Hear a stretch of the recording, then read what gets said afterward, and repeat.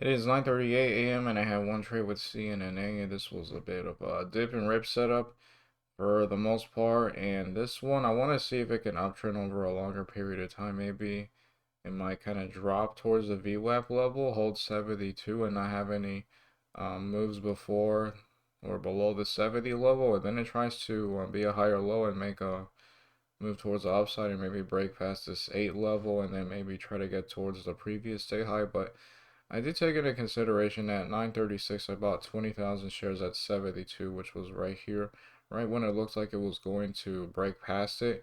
And I got in it because it had this morning panic bounce play, broke the trend line, started the trade in a little channel. It had this little candle where it broke under this level briefly, but I like how it came back quickly and it started to look aggressive. And then a big bidder was there, and it's the same one here with 400,000 shares. And then it looks like we were going to take out the ask, which was 72, so that's why I was in. I did sell half of my position at 936 just because it was a bit quick and the volume wasn't really there. I sold it not at 76, but at 75 and a half. It just rounded up to 76. And then I gave it a little more time with the other half, and I sold that eventually at 74 at 937, which was the bottom right here of this candle. And yeah, it might try to make maybe a higher low, ideally, off of this level, or maybe this level, if it downtrends more, and then maybe it can try to turn around. Otherwise, that was the one setup I took.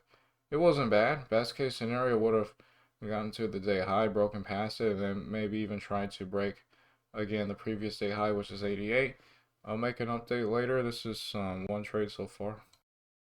Alright, it is 10:08 a.m. and I haven't traded anything else. I've been looking at GTII, and for a while it looks like it was trying to be ascending triangle for a break past this 490 level with this trend line, but it did break under it. I've been watching it. It doesn't seem like it's going to do it. It might, but I mean, I think the longer that it takes, the less likely it's going to do it.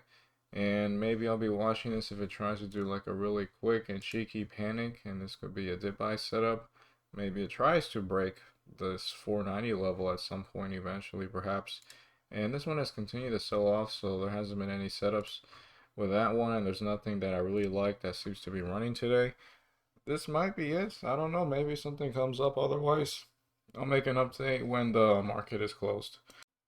Alright, it is 11:34 p.m. and I am here to call it off. Overall, I'm going to be up on the day, $5.50, trading CNNA, and this one did not really do that much of a setup. It did downtrend for a while, but I guess it turned around, and yeah, that's a very wicked looking candle. I guess I'll continue to watch this one and see what it can do over a longer period of time. It needs to re-break above this 88 level, and maybe if it has more volume, it can be something pretty nice.